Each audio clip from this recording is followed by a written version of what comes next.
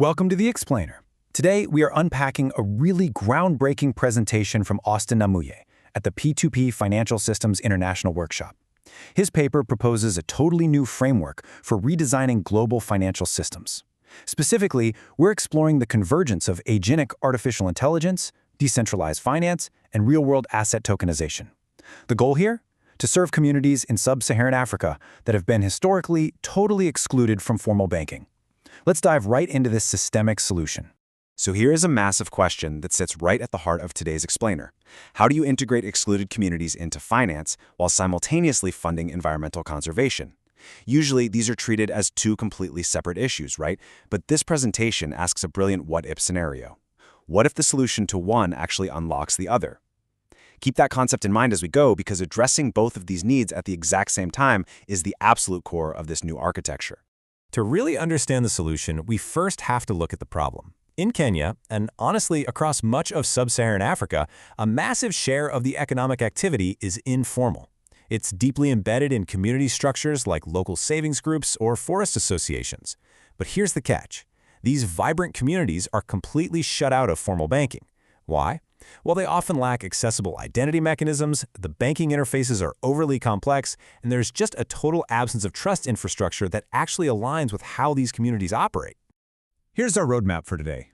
First, we'll look at Africa's dual financial challenge. Second, the conservation finance stack. Third, the HISA protocol's trust layer. Fourth, the Kai banking layer. And finally, redesigning finance in the real world. Let's start with Section 1, Africa's dual financial challenge, and the structural gaps that are really holding these systems back. Namuye identifies what he calls a dual inefficiency, and it's kind of mind-blowing when you think about it. On one side, financial systems exclude communities.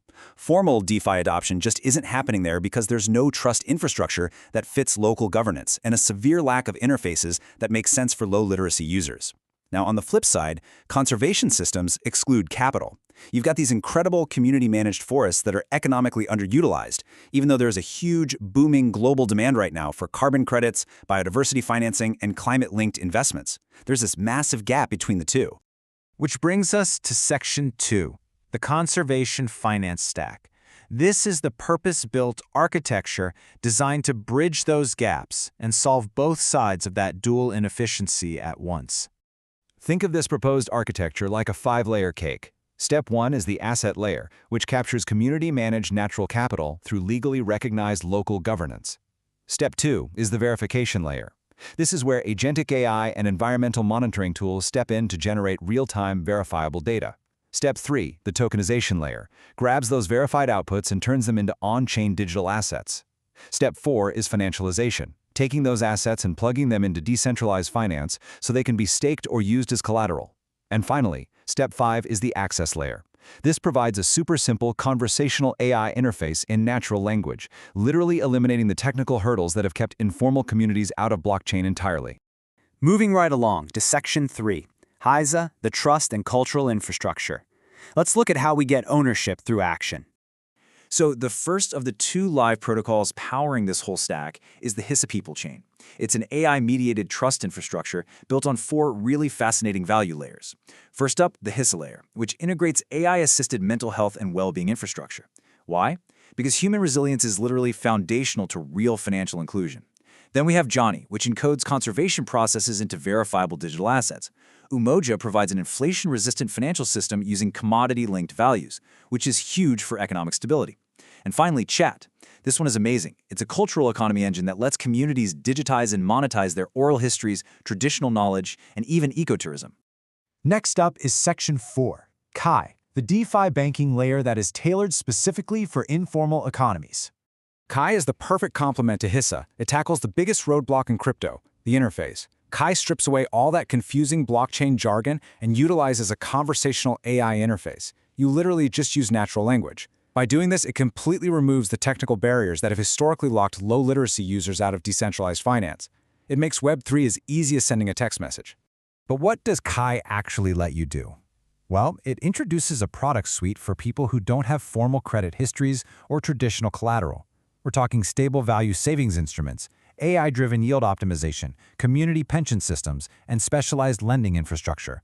It's essentially a fully functional, structured framework designed to pull informal actors directly into the global financial system on their own terms.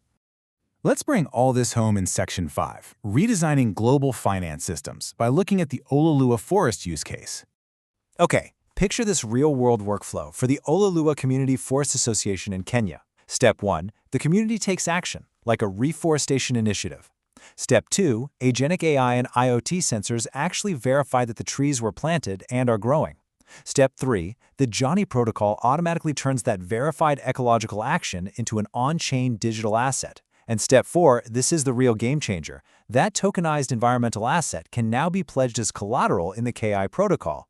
Suddenly, a community member can get a business loan based entirely on their verified conservation work.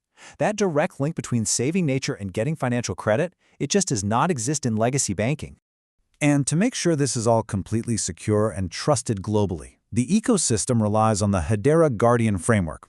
This underlying technology is what enables that continuous asset generation and creates totally transparent audit trails.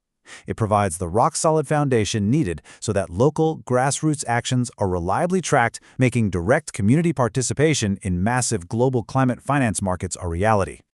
As the presentation concludes, genuine financial inclusion has to start with human capital and community resilience. By weaving together agentic AI, decentralized finance, and the ecological stewardship that these communities are already doing, this framework builds true financial sovereignty, completely outside of traditional fiat systems. So I leave you with this. What piece of this decentralized framework are you most curious to explore? Thank you so much for learning with me today, and I'll catch you on the next explainer.